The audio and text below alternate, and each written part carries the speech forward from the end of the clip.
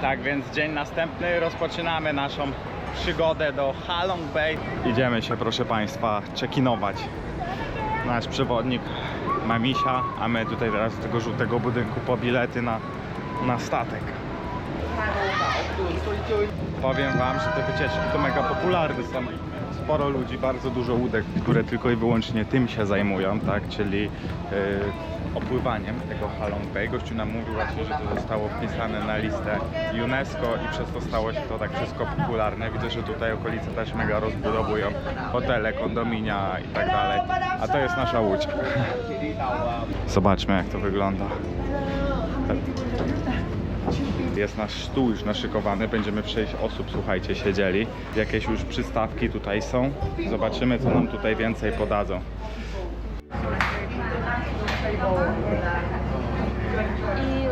Tak więc tak, Halong Bay, słuchajcie, właśnie tutaj zaczynamy pływać już pomiędzy te skały i tak dalej.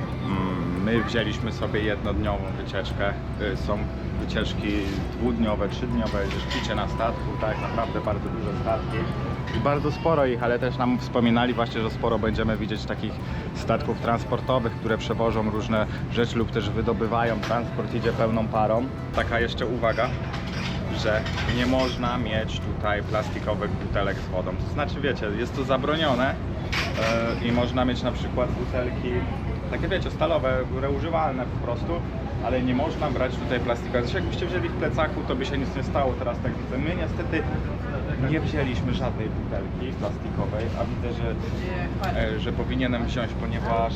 Dlaczego w ogóle nie można wziąć? Ponieważ było tutaj i jest, pewnie zaraz zobaczymy, sporo śmieci w wodzie i rząd po prostu to zablokował, tak, żeby jakoś to wyczyścić, bo dużo kasy ponoć za to zapłacili, za czyszczenie tego. No i są pewnie ciągle w trakcie czyszczenia. Głupotą taką leciutką jest to, że plastikowych butelek nie możecie, ale na przykład tutaj sprzedają już wodę w puszkach, nie? Nie dość, że sprzedają wodę w puszkach, to jest kompletnie bez sensu, bo i tak to mogę wyrzucić, tak? Bez sensu, to jeszcze słuchajcie, chcą za to 30 000 za wodę w puszce. W sklepie normalnie za 2 litry tej wody płacicie, no nie wiem, 12 000, tak? A tutaj chcą 30 000 za puszkę wody i my tej wody nie mamy żadnego pojemnika na wodę.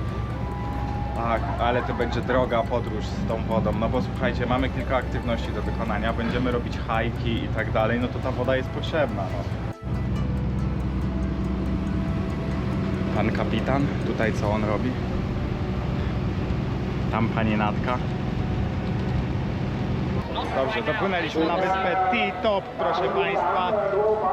Czego oni się tak tu drą? I nazwa, słuchajcie, wywodzi się od nazwy rosyjskiego, sowieckiego astronauty, który tutaj, jak dobrze kojarzę, przypłynął w 1961 roku, słuchajcie. I Ho Chi Minh, ponieważ on odwiedził tą wyspę z Ho Chi Minh, czyli tamtejszym władcą Wietnamu i właśnie z racji tego, że się tam lubili, że tam sobie pomagali ci Sowieci, no to ta wyspa została nadana imieniem tego astronauty. Na wyspie oczywiście jest plaża, trochę zatłoczona, ale można się pokąpać. My nie skorzystamy z usług tej plaży, tak więc idziemy dalej po prostu. Chcemy Wam ją pokazać. My mamy tutaj plan zrobić hajka na punkt widokowy, tylko pytanie jest takie, gdzie jest punkt widokowy, a gdzie jest droga na punkt widokowy. Gościu mówił, że w lewo jedna droga, a i w prawo na punkt widokowy, w lewo na plażę. Poszliśmy w lewo na plażę, ale naszym celem jest punkt widokowy. Trochę to pokręcone, ale my tak sobie działamy po prostu, tak po swojemu po prostu, po swojemu. To jest przegięcie pały, co tu się dzieje, naprawdę. To jest już przegięcie po prostu. Zobaczcie, ciężko przejść na tej wyspie. Za dużo osób. Z tą wodą to jest jakiś bullshit albo robienie tylko i wyłącznie biznesu. Albo robienie tylko i wyłącznie biznesu, ponieważ lejsy już sobie chyba kupić możecie. Ten plastik już nikomu nie przeszkadza. Ja wody kumacie? Podstawowej rzeczy potrzebnej do człowiekowi do przeżycia, a tym bardziej w tym upale, nie możecie wziąć wody. I stąd mi się to... I teraz zrozumiałem. Tu nie chodzi o ekologię. Tu chodzi tylko i wyłącznie o pieniądze. Mamy to. Udało się. Jesteśmy na górze. W tym słońcu to tak idzie zrzucić kilka kilo.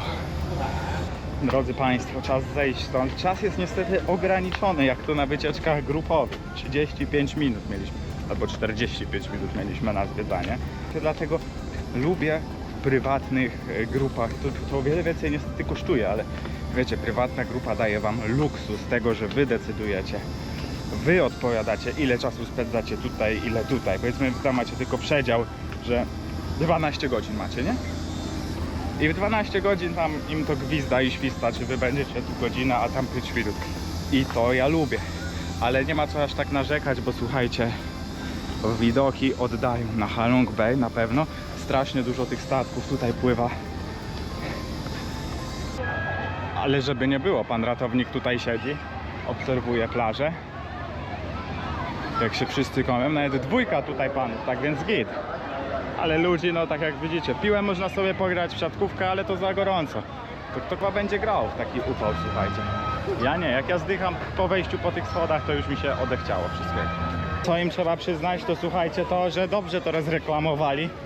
Tutaj trochę UNESCO im pomogło, wpisując to na listę dziedzictwa UNESCO, no to im pomogło, bo patrzcie, to jest masa turystów, naprawdę. Jeszcze orzeszki można sobie pokupować, owoce, zobaczcie, lody.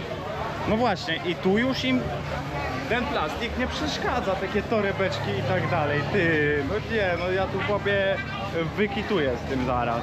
Nie podoba mi się to strasznie, bo ja na przykład mam rozwiązanie na to. Rozwiązania zaciągnięte prosto z Tajlandii. Natka mi gdzieś uciekła. A słuchajcie, rozwiązanie jest takie, że każdy, kto wchodzi z butelką plastikową, zostawia depozyt jakiś. Nie wiem, dajmy na to, niech to będzie 50 000, tam 100 000 za butelkę. Co, jak tam chcecie, to sobie ta... Hello, hello. Zostawiacie depozyt, słuchajcie, i jeśli wracacie z tą butelką plastikową, odzyskujecie depozyt. Jeśli nie, to tracicie ten depozyt. I jeśli ktoś straci, no to ma kasę i teraz rząd ma kasę, słuchajcie, na to, żeby sfinansować to sprzątanie przez tych, co zostawiają. Tak jak wspominałem, jak to odbierać możliwość wzięcia człowiekowi najbardziej potrzebnej rzeczy do życia, do funkcjonowania, w takim jeszcze upale. Wody. Wody nie może wziąć w plastikowej butelce, jak macie, ale lejsy już tak, lejsy już nikomu nie przeszkadzają. Czy papierki po lodach, to już nie ma problemu, to już nieważne, to plastik nie jest, to nie. Z wyspy T-Top płyniemy teraz do następnego przystanku całej tej naszej podróży w zatoce Halong Bay. Jedyny minus tego to słuchajcie, pogoda. Pogoda, jest za gorąco naprawdę. Ale dobrze, że nie pada, bo mogło padać i wtedy widoki by nie były takie piękne jak są teraz. A my będziemy, słuchajcie, w tym momencie, może nie w tym momencie, bo w tym momencie idziemy na speedboata, ale będziemy właśnie tam do tego cave'u wpływali, czyli do tej jaskini. Generalnie można albo na kajaku, albo na takiej łódeczce, co pani wiosłuje, czy tam pan.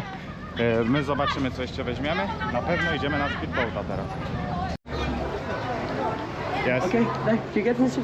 Wchodzimy, słuchajcie, tutaj na miejsce speedboata do środka. Hello! Będzie dobra jazda, zobaczcie, jak te speedboaty wyglądają z zewnątrz. Takie małe, może dosyć szybkie będą. Zobaczymy. Cena, słuchajcie, za osobę takiego 20-minutowego przejazdu będzie wynosić 250 000 za osobę.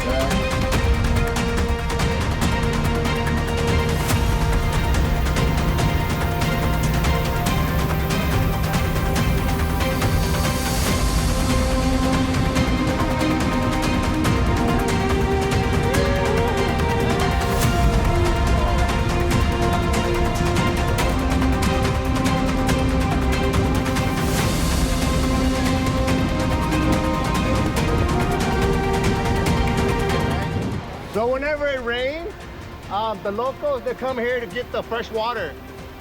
So just like a channel for the rainwater to come down. Yeah. Wow. Good job.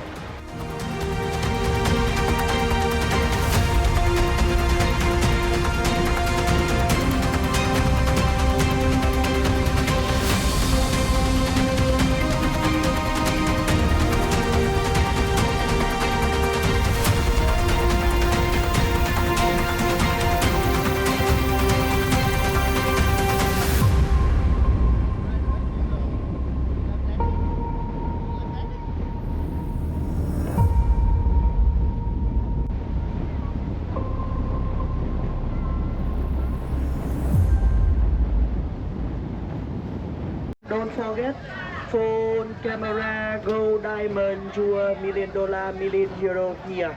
So now, Madam Sir, now we get up here and wait for me here, okay? Oh la la, I wish I did that. Idziemy na wódeczkę, słuchajcie, wchodzimy. Okay, join PM die. Okej.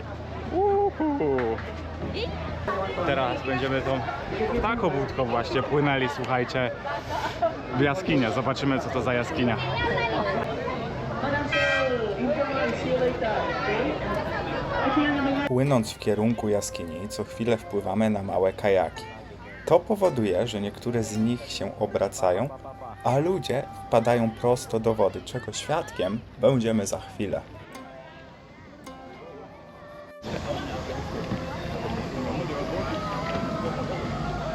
To taka jaskinia trochę po łebkach, bym powiedział. O. Oj. O.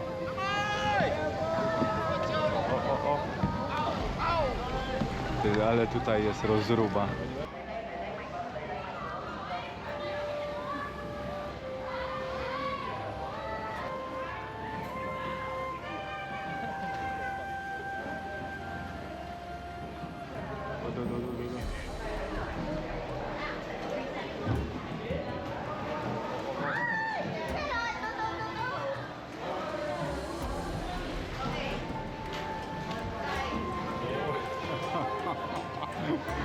Ale że daj dzieje. Tymi kajakami to... Ty, jak oni siedzą na tym kajaku?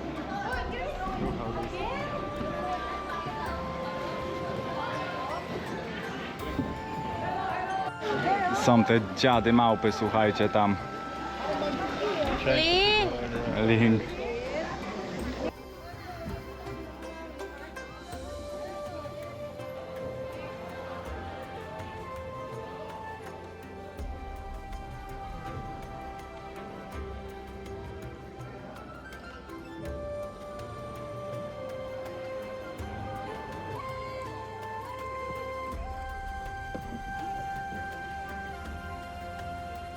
Water.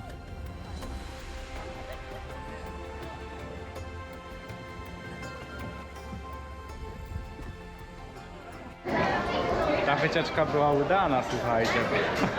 Było taką speedboat, super sprawa, fajnie nas tutaj odwiózł, bo jakbyśmy wzięli tylko to bylibyśmy zawiedzieni. A tak to wzięliśmy sobie wycieczkę i on tutaj nas obwiózł wszędzie po tych, bardzo fajnie. A z tymi łódkami, tak jak widzieliście, to tam pani czy pan wiosłowali, no to tak jak widzieliście, jak ktoś wziął sobie kajak, to oni normalnie pod te łódki wpływali. Ludzie mają wywalone tutaj po prostu na to, że ty jesteś w tym kajaku i widzieliśmy, jeden się do wody przewrócił i też nam przewodnik nam mówił, żeby uważać na to, bo właśnie to jest dosyć popularne, że po prostu te kajaki się przewracają i wpadasz do wody i najlepiej nie brać ze sobą cennych dokumentów albo mieć torbę wodoodporną. Tak, i teraz wracamy do naszej łódeczki. Jeszcze zerknijmy po prostu okiem, jak tutaj wyglądają te inne łódki. Widzę, że inne luksusowe. Ostatni przystanek, ostatnia przygoda. Godzina, słuchajcie, i chyba zapowiada się na najlepszą przygodę, jaką do tej pory będziemy mieli. Idziemy teraz, słuchajcie, aż tam do góry. Schodzimy specjalnie do jaskini.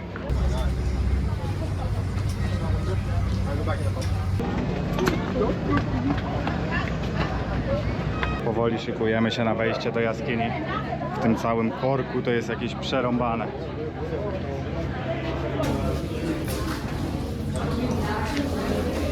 Jaskinia Hang Sung Saot została odkryta przez francuskich badaczy pod koniec XIX wieku. I to właśnie dzięki nim jesteśmy teraz w stanie zwiedzać tą jaskinię, tak więc wielkie dzięki. I dziś zwiedzamy ją przechodząc w kółko przez ogromne komnaty i podziwiamy niesamowite formacje skalne, które natura rzeźbiła przez tysiące lat. Uwaga, w tej jaskini jest wyznaczona ścieżka do przejścia, jest ładnie poprowadzona, oznaczona i ta jaskinia w środku również jest oświetlona. Wyszliśmy, słuchajcie, z tej jaskini. O, nie wiem, czy będziemy szli teraz do jakiejś następnej. No jeśli tak, to spodziewałem się, jeśli nie, to spodziewałem się czegoś lepszego tak naprawdę niż tego, co tu dostałem. Chodźmy zobaczyć. O, na wyjściu oczywiście pamiątki, sobie kaski zarobić. Koniec tego wypadu, słuchajcie, przewodnik opowiadał, jakby nie wiadomo, co to było tak naprawdę. Że będziemy grać czas, no, że zastanówcie się, czy ktoś chce w ogóle iść tam. Tak dziwnie to opowiadał, jakby strasznie było tam coś takiego ciężkiego. Mówił, że jak macie jakieś problemy z sercem i tak dalej, żeby lepiej nie iść, a moim zdaniem właśnie nawet takie osoby by mogły, wiadomo, jeśli ktoś ma zaawansowaną chorobę czy coś poważnego, no to lepiej nie. Ale generalnie jeśli jesteś starszą osobą i po prostu czujesz się na siłach, masz jeszcze siłę w nogach, żeby tylko wchodzić po schodach i schodzić, tak? To na spokojnie dasz radę. Tam nie ma nic takiego ciasnego, no chyba żebyś ważył albo ważyła z 500 kg, to byś problem miał. Albo miała, żeby się przedostać, a tak to easy. Jeszcze no te widoki tutaj, te skały, ja uwielbiam, w Tajlandii też tak potrafi być właśnie i to mi się podoba. Tylko jest jeden problem, że mi sklep tu postawili i się nie mogę nacieszyć tymi widokami, ale nie, naprawdę, Halong Bay bardzo ładne, a oglądałem sporo filmików też, to ludzie się żalili właśnie na śmieci, no co prawda jest tego trochę przy brzegu, ale widać, słuchajcie, że ewidentnie posprzątali, musieli coś zrobić, bo to co widziałem na filmach, no to słuchajcie, to była tragedia, a tutaj tu akurat miłe zaskoczenie, że coś z tym zrobili, czyli dobrze. A tu jeszcze jakaś jaskinia, ciekawe czy oni to wyeksplorowali, tu by fajnie taką łódką wycieczkę zrobił, też by się sprzedało. Dlaczego nie zrobią? To nie wiem.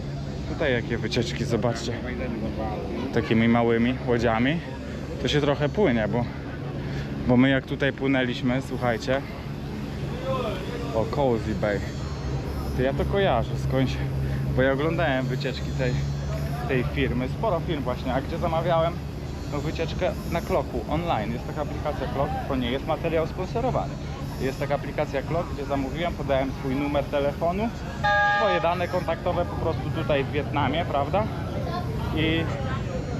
no i się zaraz po zamówieniu skontaktował ktoś ze mną. Płatność normalnie kartą debetową, kredytową można i wieloma innymi jeszcze pewnie kartami, o których mi nawet nie wiadomo.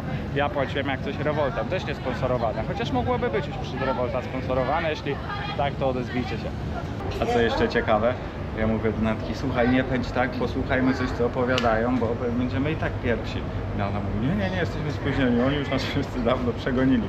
Bo ja zdjęcia sobie raz robiłem troszeczkę dłużej tej jaskini, żebyście wy widzowie mieli fajne rzeczy. I gdy robię to, no to będziemy ostatni, już na nas czekają, przychodzimy, jesteśmy pierwsi. Tak nas pogoniła w tej jaskini. No nic, no musimy teraz czekać. Jedyny minus tego to słuchajcie, cena wody.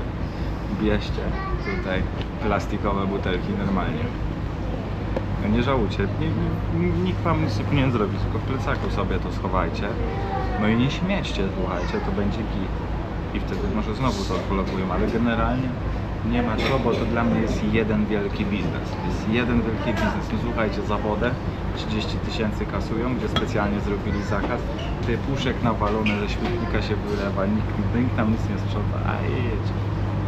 Wypływamy z zatoki Halong Bay w kierunku portu, podziwiając jeszcze raz jedne z najpiękniejszych widoków w Wietnamie. I tutaj mówię naprawdę, są jedne z najpiękniejszych widoków, jakie do tej pory miałem okazję zobaczyć. I każdemu z was, kto będzie miał okazję się tutaj wybrać, bardzo, ale to bardzo polecam taką wycieczkę, chociażby właśnie dla takich widoków, bo naprawdę takich widoków nie spotyka się na każdym kroku. Bardzo polecam.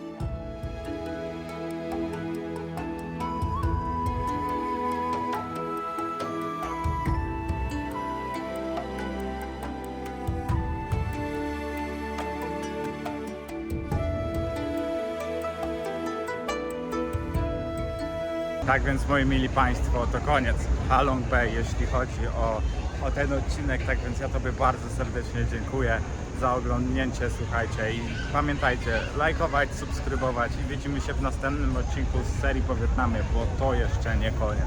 To jeszcze się nie kończy.